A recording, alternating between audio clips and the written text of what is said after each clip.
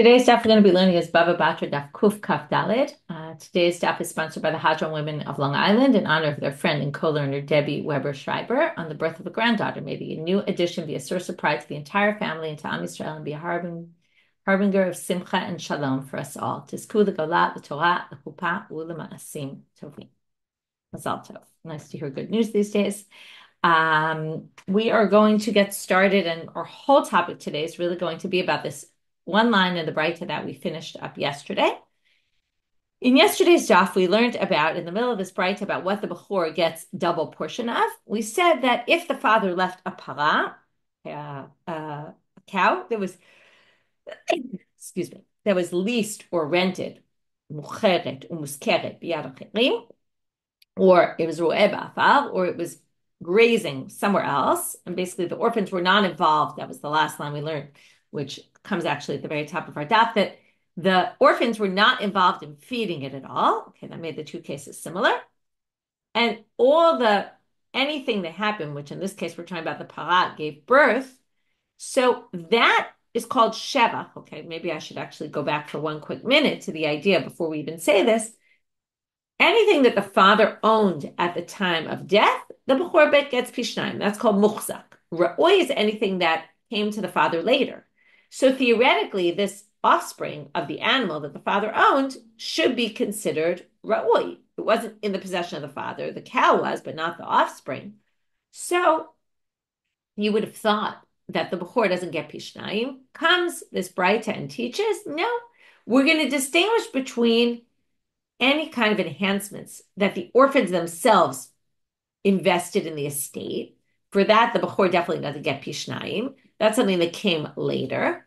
But offspring that is born to an animal that the father already owned, that the orphans did nothing in helping this come about, because let's say it was grazing far away or it was rented to somebody else and they weren't feeding it food or anything, then that is sheva. That's called enhancements that actually is if they were in the father's possession when the father was dead and when the father died, and therefore the firstborn will get double portion of that. That's what we learned. To which the Gemara says, starting on the second line of today's daf, Mane, Rebbe, by the way, this isn't agreed upon by everybody, and it's actually an individual opinion. It's Rebbe. Rebbe is Rabbi Yehuda Hanasi. Tanya, how do we know this is Rebbe's opinion and not the rabbis? Because we're going to see in another Braita that there's a machloket about this.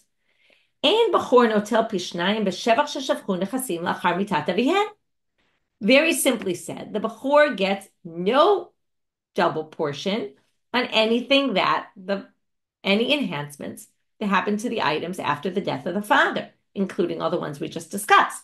How do I know that? Because of the next line. That's the rabbi's opinion. Rebbe Omer, the Braita continues and says, well, Rebbe says, Omer ani, I say, meaning I disagree with you. I say, Bechor notel pishnayim b'shevach sheshafchu nechasim la'achar mitat avihen, aval lo b'shevach sheyachbichu yitomim la'achar mitat avihen. He basically says, I'm going to distinguish between two types of enhancements, the two that we've been discussing. If it's enhancements that happens to the property anyway or to the items anyway, the firstborn will get double portion. But if the orphans invested and caused the enhancements, then no. So here you see that Rebbe makes that distinction that we've been making all along, which is exactly what we saw yesterday. But the rabbis do not. Okay, the rabbis think that the Bechor doesn't get Pishnayim for any kind of enhancement. So the offspring is born, even if the orphans didn't feed that animal, doesn't matter. The Bechor does not get Pishnayim. And that's the rabbi's opinion. Now, the Braita continues with some other issues, and then they're going to move to a Shtar Chov, which is a promissory note. We're going to deal with a lot more at the end of class.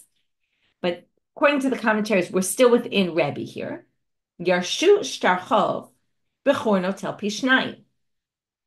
If they inherited a promissory note, so now that's also considered shevach. Why is that shevach? Because it's enhancements, because the promissory note isn't worth anything, right? The money of the loan was not in the hands of the father at the time of death. The father loaned money to someone, the money wasn't in his possession.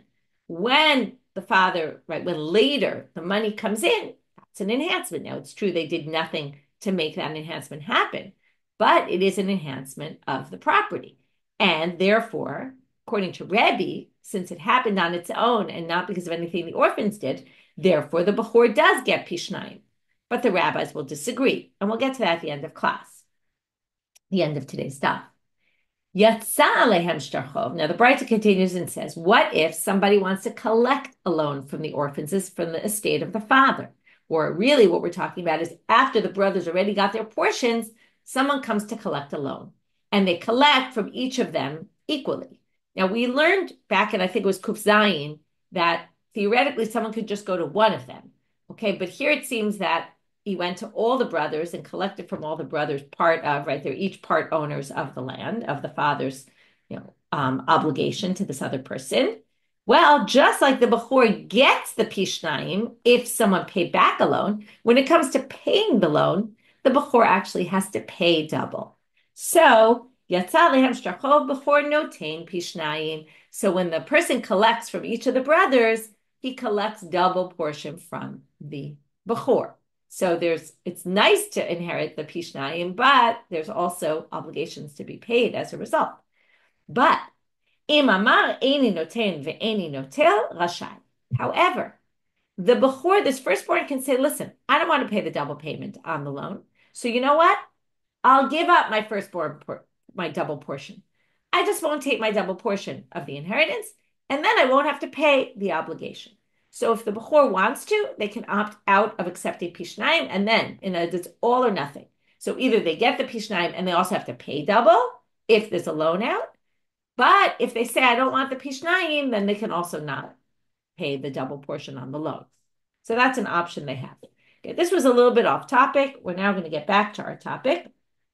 And that was the end of the Braita.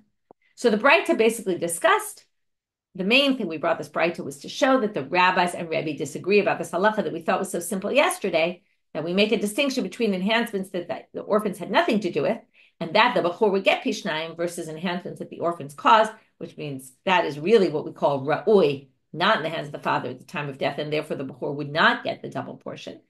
But, because again, that's agreed upon by everybody, Ra'ui versus Muchzak. The firstborn gets a double portion only in what the father owned at the time. The question is, what do we define is as owned at the time?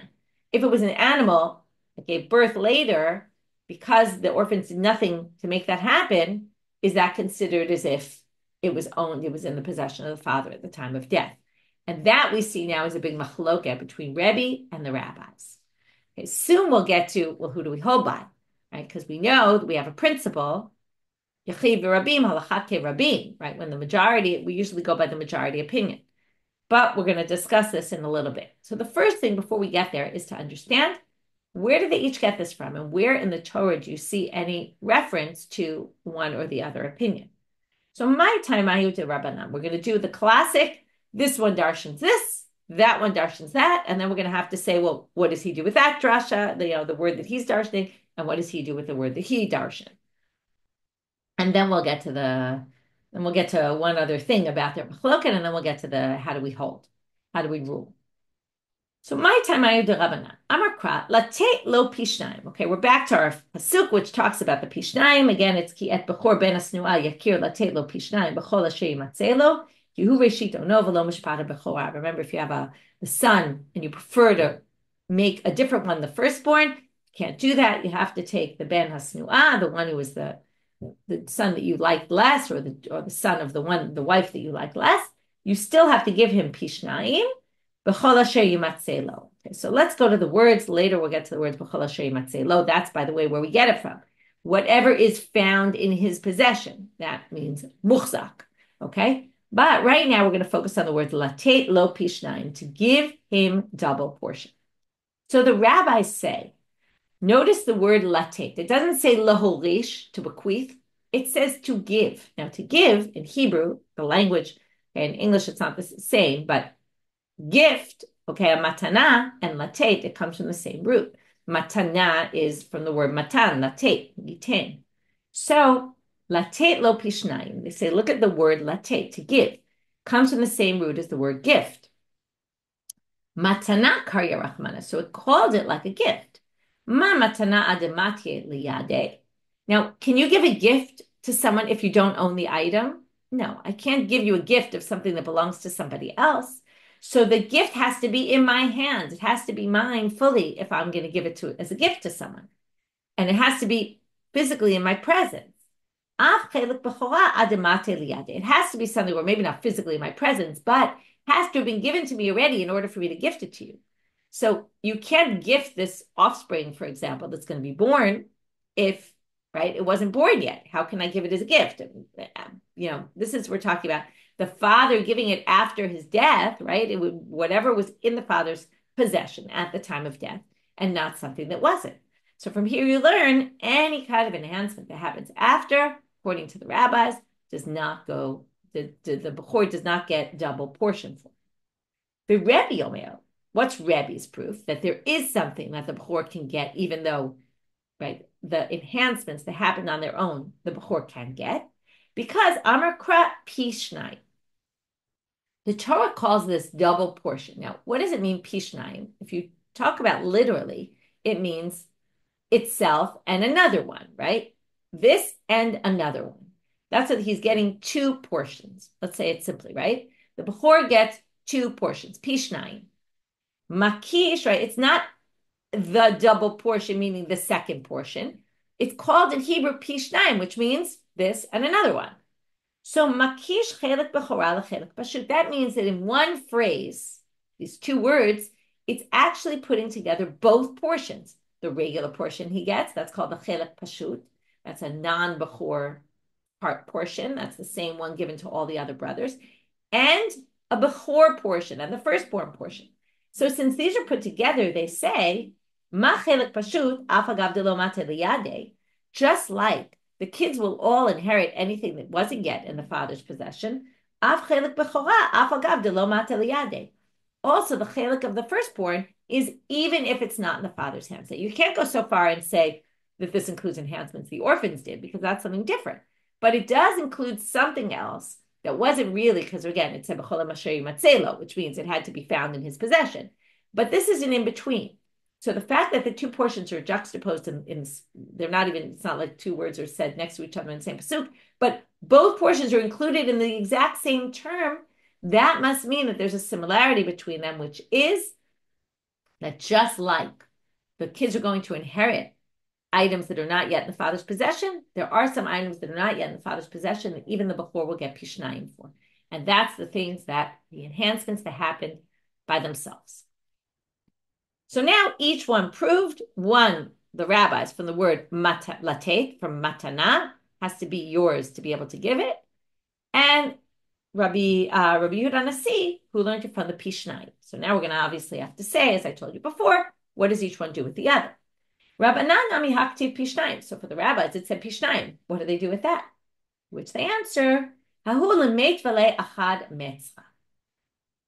Pishnayim comes to put together the chelik hapashut and the chelik habechora. So the rabbis say, what does that mean? It means that if you're dividing up 5 parcels of land between 4 brothers, so the 2 parcels of land that are going to be given to the Bechor, the Bechor can insist he wants the 2 parcels of land that are next to each other.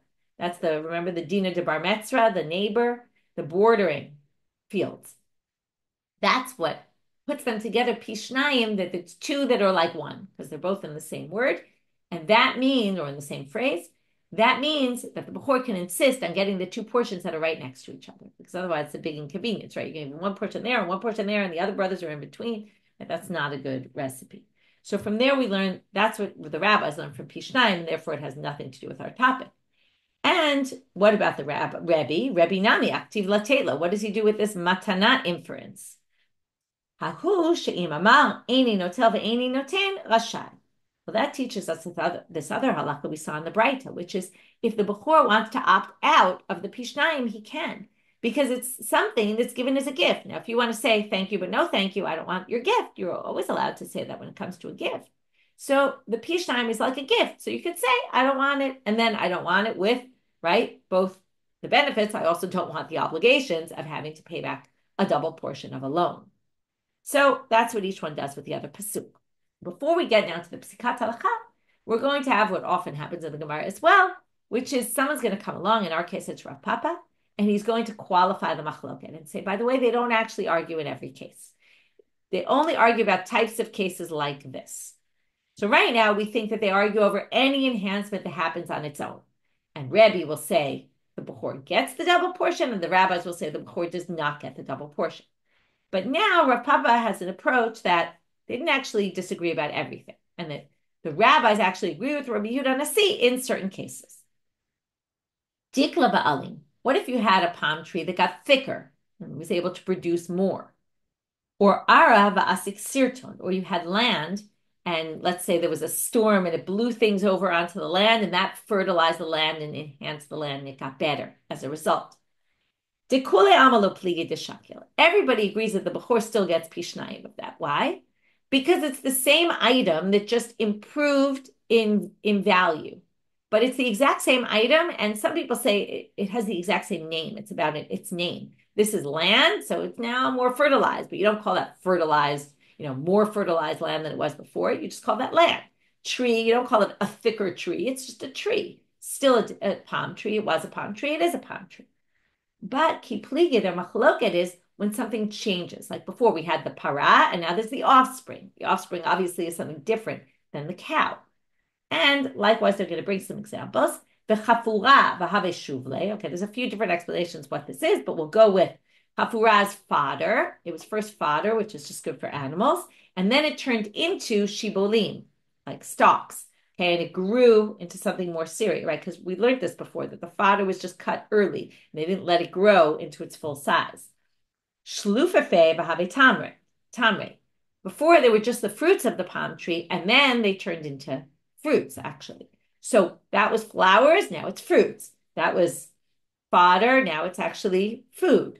So if it changes name, and you could say there was a transformation that happened to it to change form, there's some major change going on, then that's where there's a machloket. Now, still, this was something nobody did anything about, and that's why Rebbe thinks the firstborn, it's still considered muchzak. It was still in the possession of the father, even though it transformed into something different. Because anyway, the fruits always grow into the flowers, right? First it buds, then it turns into fruits. That's going to happen anyway, so the Bechor gets Pishnayim. The rabbis say, no, this is something different than what was there at the time of death, and therefore the Bechor does not get the double portion. So again, now we're going to read it inside. Demar savar shvacha demi mehila. Rabbi Yehuda says this is anyway going to happen, so therefore the Bechor does get it. Umar savar ishtane, and the rabbi said this was transformed, and because it was transformed, not the same thing, and the Bechor doesn't get the double portion. Now we finally get to the psikat halacha. Now you think, okay, there's two opinions. We're going to have two opinions. Do we hold like Rebbe or do we hold like the rabbis? But actually, we're going to have four opinions. Okay, how do we get four opinions? You'll have to see. The issue is going to be not just who do we hold like, but what if the court does rules one way, and maybe we think it should be the other way, or we're going to see there's a wide range of opinions here. I'll be able to summarize them and talk about the differences once we read them inside. So Rabba bar Chana is the first opinion. Amar Rabba bar Chana amar Rabbi Chia. He said in the name of Rabbi Chia, Asa kedivrei Rebbe asa, kedivrei Chachamim asa. If a court does, and now he seems to be discussing a bit of a different issue, which is what if the court ruled a particular way, and maybe we hold differently or something like that.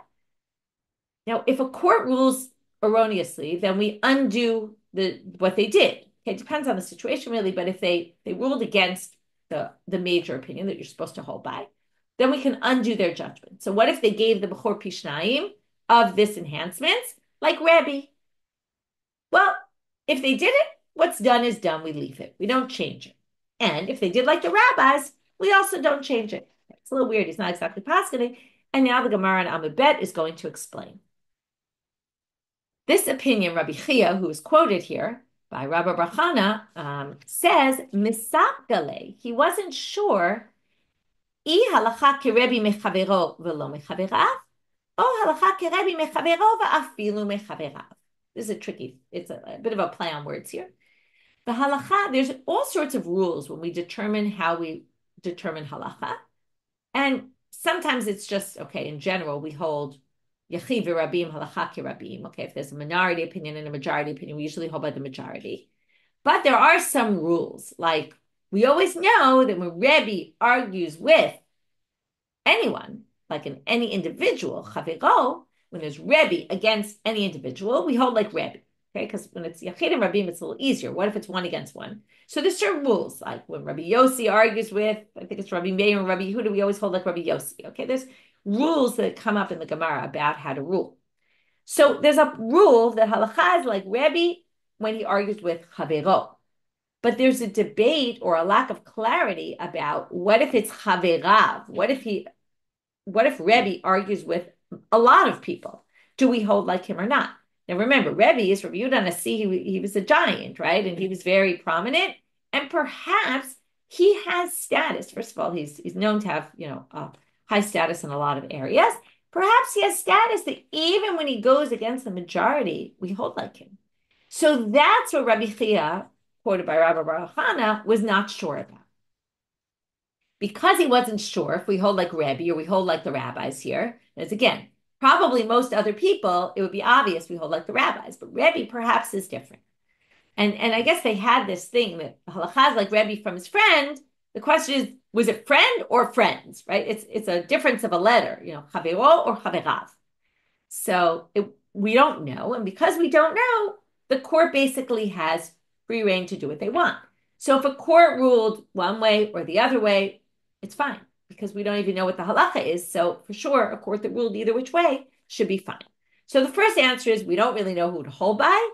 And maybe even if you say, perhaps they're saying it's probably likely like the majority, but since it's not clear, and maybe there's a chance that we do hold like Rebbe against the majority, then if a court did like Rebbe, we let it go. Okay, we don't undo it. Second opinion. Amar Rav Nachman, Amar Rav. Rav Nachman quotes Rav. The third opinion is going to be Rav Nachman himself, who's going to disagree with this, which actually makes sense. We talked about this not so long ago. That Rav Nachman often held by the school of Shmuel and against Rav. We don't actually see Shmuel's opinion here, but often Rav and Shmuel disagree. And Rav Nachman here is going to disagree with Rav. Amar Rav Nachman, Amar Rav. Asur la'asok k'divrei Rebbe. It's forbidden to do like Rebbe, which would mean if you're a court and you ruled like Rebbe, we can undo what you did. So if you gave the enhancements that happened on their own to the Bechor, the Pishnayim, you gave him a double portion, you can take it away from him. Hasavar, he obviously held, Halacha Rebbe mechavero v'lo mechaverav. We pass like Rebbe against if he's arguing with any other rabbi who argues with Rebbe Yehuda Nasi, we're going to pass like Rebbe Yehuda Nasi. But if he argues with the majority, we're not going to hold like Rebbe. Rav Nachman Didei Amar, but he himself said, Mutar la'asok k'divrei Rebbe. You're allowed to go like Rebbe, and in fact, you're going to see it's more than just allowed. We hold like Rebbe. Kasavar, he held, halacha Rebbe mechavero va'afilu mechaverav. He held what the first opinion was in doubt about. So he quoted Rebbe saying, the halacha is clearly this way. And he himself said, I think the halacha is clearly the other way. We hold like Rebbe even when he agrees with the majority. And therefore, we have to do like Rav. Now, Tosfot says, why does it say mutar laso? Mutar sounds like it's permitted. It doesn't sound like you have to. So there's a bit of Tosfot goes off has a bit of a different explanation. I'm just going to raise the fact that there's an issue with the language because what it seems to be saying is we hold like Rebbe. So why wouldn't it be very clear cut? Just like some people say it's because I think maybe even Tosfot says it. I forget who says it, but since he quoted Rav as saying asur, the opposite of asur is mutar, right? Forbidden, permitted. So he used the same language, even though what he really meant is we hold like Rav, like Rebbe completely. Okay. So we have, just before we get to the first opinion is we're not sure, and therefore any court who rules anyway is fine. Second is you have to do like the rabbis, meaning don't give any of the double portion of no enhancements go. Yeah, there is no double portion on enhancements at all. And then we have Rav Nachman himself who said, we give all the enhancements that happened on their own. The double portion goes to the Bechor, the exact opposite. And then we have this fourth opinion. Amar Rav. Asur la'asot k'divrei Rebbe, v'im asa asui. It's forbidden to do like Rebbe, but if you did it, we leave it. Okay, so even though it's kind of funny, it says forbidden, although I see there's a note here. They get rid of the words asur la'asot. Girsa is hilchata Rebbe. Okay? Oh, why is it hilchata Rebbe? Oh, that's weird. Oh, that's a really different girsa. I didn't realize that. That's actually saying the halacha is like Rebbe. But okay. So our text says asur la'asot k'divrei Rebbe, but if you did it, you did it, meaning we're going to leave it. Why? Kasaval, he held matin itmar. What does matin mean? Matin means we lean toward. Okay, lahatot is to lean. So there's actually two opposite explanations of this, all really lead to the same thing, though. But it's interesting. I want to bring them because I always find it interesting. We take one word and we explain it totally opposite, but yet it could actually mean the same thing. So matin means we lean, meaning, well, when he said we don't go like Rabbi, but if you did it, it's okay, because when they paskin the halacha here, they didn't paskin clear cut like the rabbis. They said it seems to us like the halacha is like the rabbis, and therefore we should hold like the rabbis. But if someone holds differently, it's okay. So that's like a whole new, there's psak where we say this is the halacha, clear cut, and there's doubt where we say we don't know what the halacha is, so go either way. And this is something in between. It's saying the halacha seems to go with the rabbis. Why? Because the rabbis are the majority. But it wasn't like a clear cut final decision. And therefore, if you do like Rebbe, it's fine. But the Rimi Gash understands it the opposite, which is matin. Normally, we would hold like the rabbis. However, what he points out is that the sugya, this is why I think it's interesting. The sugya, right, we started yesterday. We didn't even know about the rabbi's opinion, right? And we talked all about Rebbe, and a lot of the sources seem to go like Rebbe. So because of that, even though there's the majority opinion of the rabbis, it does seem like there be indications that we hold like Rebbe. So the matin is not where matin we lean toward the rabbis. It's actually we lean toward Rebbe. And therefore, if you do like Rebbe, it's okay. Because again, why do we lean to Rebbe and it's not clear cut? Because the rabbis disagree. And we usually have this principle that we hold by the majority. Either which way, it's not like it's a doubt, but it's not a clear cut psak, and therefore it leaves room for going the other way. So we had again the range. We're not sure what to do, so do either way. We're sure it's this way, or we're sure it's that way, and therefore you can't veer. Or the halacha leans toward one side, but you could do either one. Or it's meaning we'd rather you do one, but if the court ruled the other way, it's okay. Now we're going to bring a braita from the Sifrei. Okay, Sifrei Debei Rav we're going to quote is a midrash halacha that you might be familiar. The midrashei halacha were written in the Tannaitic time period. They're Mechilta is the Midrash Halacha on Shmot. Okay, before Shmot chapter 12, there's only 3 mitzvot. So the rest is more stories. So it's a halachic book. So it starts in chapter 12 of Shmot, when God tells Moshe, okay, I'm going to take you out of Egypt, and we start getting a whole list of, how you're going to do the Korban Pesach and all these things. So that's the Mechilta. The Safra is on Vayikra, and Sifrei is on Bamidbar and Dvarim. And this is quoted from the Sifrei Debei Rav. Okay, we're going to have one braita that Rav Nachman quotes, one braita that Rabbi Bar Chama quotes. Each one is going to be like Rabbi, which is Rav Nachman, because he himself held like Rabbi, and here he brings a braita to support. Again, you call it a braita, Midrash Halacha. And the other is Rabbi Bar Chama, who brings like the rabbis. The footnote in the Schottenstein says that I didn't look myself, but that none of these versions appear in our text that we have of the Sifrei, of the Midrash Halacha, which makes sense because there were different versions that were going around, and we ended up, because there's basically 2 different schools of thought, 2 different schools, basically, that the Midrash Halacha were based on. There were different versions of each. Some of them we have both versions, some of them we don't have both versions. And this definitely could have been in some other version. There might have even been more than 2 versions. So anyway, it's just interesting to note.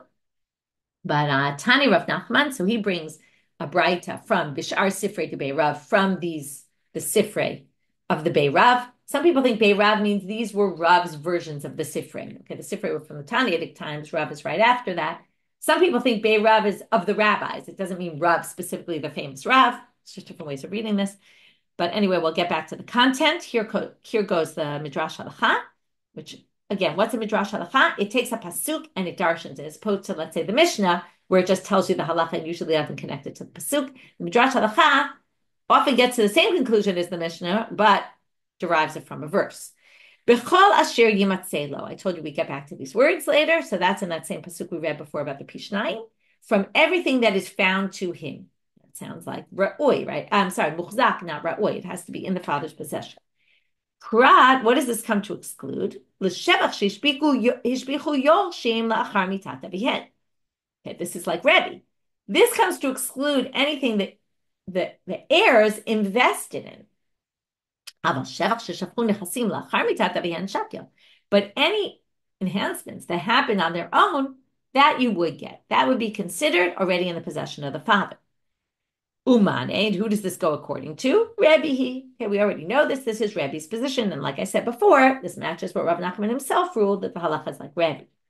Tani Rami Barchama B'shar Sifrei Debei Rav, but he quoted a different Sifrei that said, different source in the Sifrei, B'chol asher yimatzelo, prat l'shevach sheshavchu nechasim lachar mitat avihen, v'kol sheken shevach sheyishbichu yorshim lachar mitat avihen delo shakil.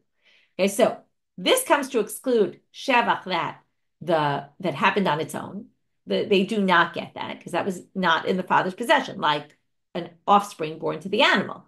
They don't get the pishnayim, right? The firstborn does not get. And obviously, if you don't get that, you're not going to get anything that the heirs increase the value of. And Mane, who is this according to Rabbanan? Okay, this is clearly the rabbi's position. So there we just had a braita to write or a midrash halakha that supported each position. Now we're going to talk. I told you we get back at the end of the shir to loans and how loans work and what the different opinions about loans are. So we're going to see mainly a psika of Shmuel. Then we're going to see a different psak halacha of the rabbis in Israel. And then we're going to see a Meimar, and the rabbis in Nehardea went according to the ones in Israel. So Amar Rav Yehuda Amar Shmuel, Ein bechor notel pishnayim b'milveh. The bechor does not get a double portion of a loan. So the question is, Leman, who is this according to? Because a loan, again, is something that the heirs didn't invest in at all, right? The father gave the loan and they just get the money back. So Rebbe, you would think, would say that you get the loan back, okay? That you get the double portion of the loan because that's called muhzak. And the rabbis would say no. So they say, but wait, if you say this is the rabbis, why would Shmuel need to tell you this? If Shmuel holds like the rabbis, he wouldn't need to tell you that the bechor doesn't get double portion of a loan because we already know the rabbis hold if you had an animal that was pregnant and the father dies and then the animal gives birth and you don't get that when the animal was already in the possession of the father, of course, when you're talking about a loan where you're getting money back, that the money was not in the possession of the father because the father gave out the money as a loan, and then you give the money back, of course you wouldn't think that the rabbis would think you would get the double portion. So if you don't get the double portion on something that was actually in the possession of the father that just kind of increased in value, of course you're not going to get the double portion here. So you wouldn't need Shmuel to tell us that. It would be completely unnecessary. But if you say it's Rebbe, Ela Rebbe, the Elahad Tanya, now you can't say that Rebbe thinks that you can't get the double portion of a loan. Why is that? Okay, well, you might say, because why would Rebbe think that you can't get it? That would seem to match other things. But that's not the reason they give. They give a reason because there's a braita that says the following. And this braita has to follow either Rebbe or the rabbis. And if you say that Shmuel is like Rebbe, then this braita wouldn't match anybody's opinion. So let's see. Yarshush Ditanya, Elahad Ditanya, Yarshush Darchov, but it says in the braita, if they inherited a promissory note, Bechor notel pishnayim, bein b'milva, bein b'ribit. The Bechor will get pishnayim. We're obviously talking about a loan that was to a Gentile because there's interest here, but that doesn't matter about the loan itself. But for a Jew, it would be the principal. For a Gentile, even the principal and the ribit, okay, both the principal, not even, both the principal and the interest payment, the Bechor gets double payment. Now, if you say that Shmuel was holding like Rebbe, the Bechor doesn't get payment of a loan, the double portion of the payment of a loan, then Mane, lo Rebbe v'lo Rabbanan, this braita would hold by nobody. Because the rabbis for sure say you don't get the double portion, and even Rebbe says you don't get the double portion. So we're stuck, because it can't be the rabbis, because it would be obvious and unnecessary for Shmuel to say it. And it can't be Rebbe, because then this braita would match nobody's opinion, because it seems very clear from the braita somebody holds that the double portion of a loan goes to the firstborn. So how can we explain this? So we're going to go back to the first opinion and say, La'olam le'Rabbanan. Really, it is according to the rabbis. It's actually not unnecessary for them to say this. Why is that? Because a loan you might have thought would be different. Why would you have thought the loan would be different? I want you to remember this because the conclusion of the next section is of the rabbis in Israel is going to be what we think now and reject is actually going to be their conclusion. So we're going to say the following. Itzrich, you need it. Why? In other words, it's not so obvious that if you say the offspring, which is again, the animal was already in the possession of the father and the firstborn doesn't get it, you would still need to say that this promissory note doesn't go to the Bechor when the loan is paid back.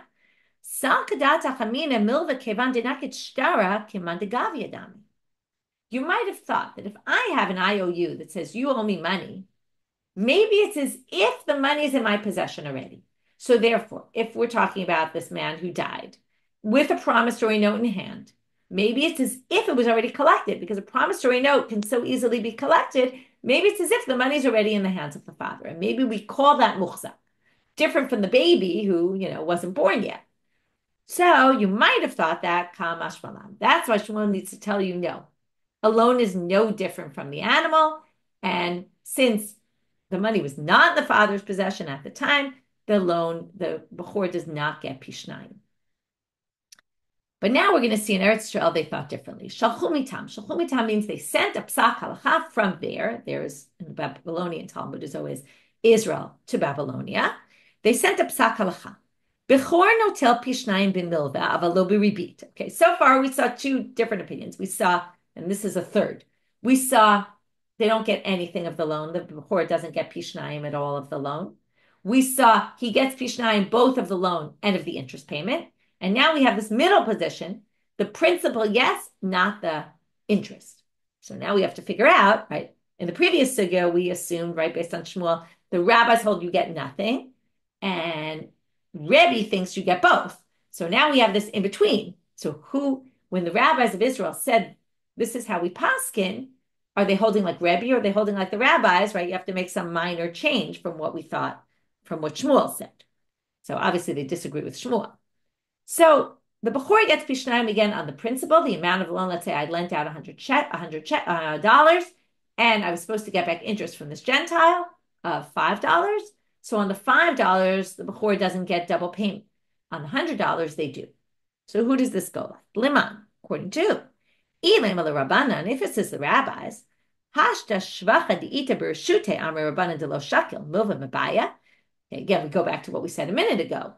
If in an animal where the animal was in the possession of the father and gives birth, and the Bechor, the firstborn, doesn't get the double payment, you think in a loan when nothing was in the hands of the father they're going to get?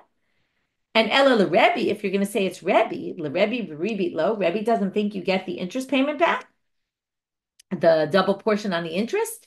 The Hatanya, doesn't it say in a Braita? And here, forget about what we saw before where it didn't come with a name. Here we're going to quote a Braita where it says that Rebbe holds you get the double payment on the interest as well. Rebbe Omer, Bechor notel pishnayim, bein b'milva, bein b'ribit.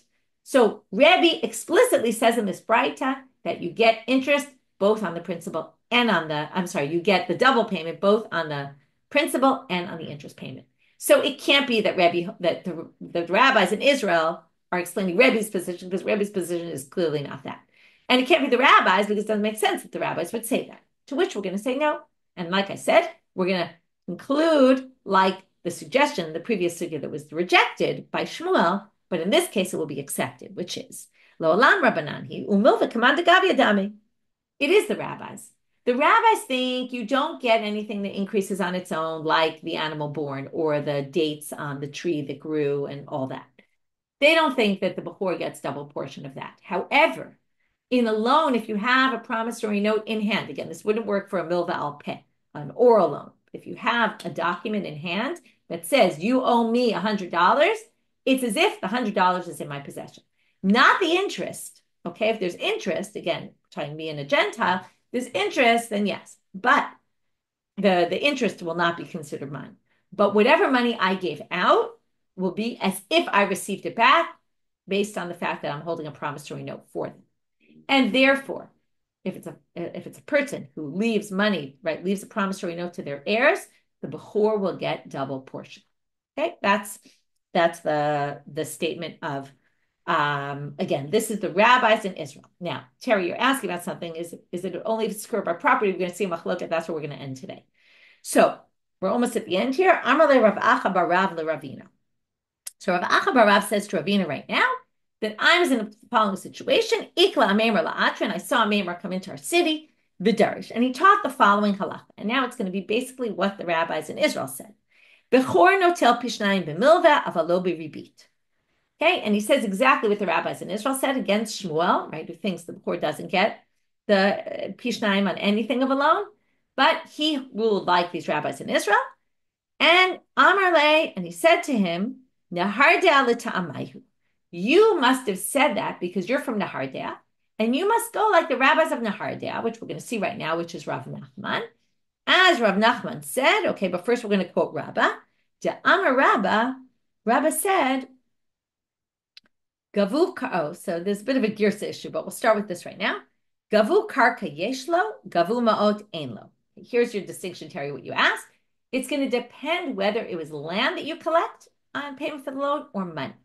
And Rabbah is going to say it one way, and Rav Nachman is going to say it another way. Rav Nachman amar gavu ma'ot yeshlo, gavu karka einlo. We're going to leave most of this for tomorrow because Abai is going to say to Rabbah, what you said makes no sense, and what Rav Nachman says makes no sense. But you contradict yourselves. Okay, we'll deal with all that tomorrow, but we'll go through the basic concept here. If you say that you collect land, if you collect it in land, then the Bechor gets the Pishnayim, but not in money. What would be the logic? The logic would be to say that if you get it in land, when you take out a loan with a document, with a shtar, the land is immediately leaned to the loan. So it's as if from moment one, when the father loaned the money, it was as if the land was already in his possession because he had the right to collect it. So as if the land is actually muchzak biyadav. But money, we always say, mova lahotza'a nitzna. The father gave money, and the person wasn't going to give back those same dollars that he gave out. So therefore, the money is something new that comes to their possession, in which case the Bechor won't get Pishnayim because that's Rotwood. That's the logic to say that. The logic to say the other way is to say land is something else entirely. Okay, let's start with money. If I gave you money and you return me money, it's as if I'm just getting back the money I had before. So it's as if it was mine already. Where if it's land, you're giving me something totally different from what I loaned you. So that would be Ratwoy and not Muksa.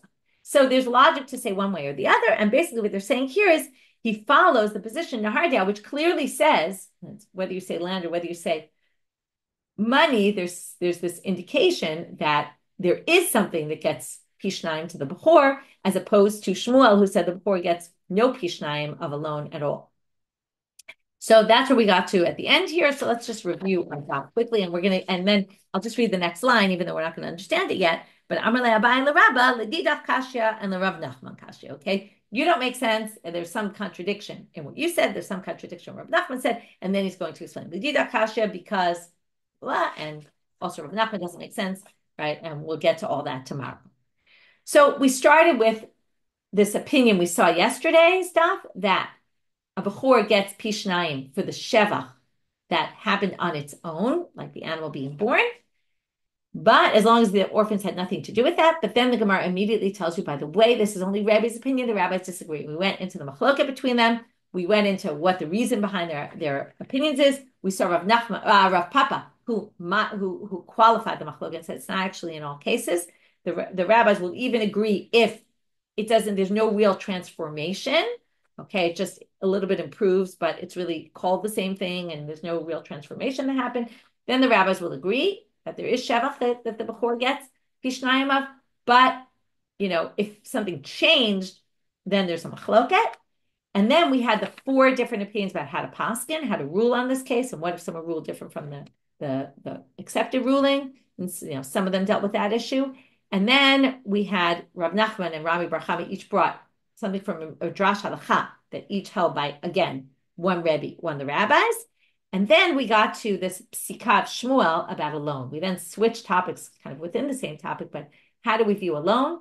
Is a loan like it was already collected and therefore maybe it would be considered muhzak, or no, is it not? And we had Shmuel who thought it's not, but you might have thought it was, and that's why we had to tell you this according to the rabbis.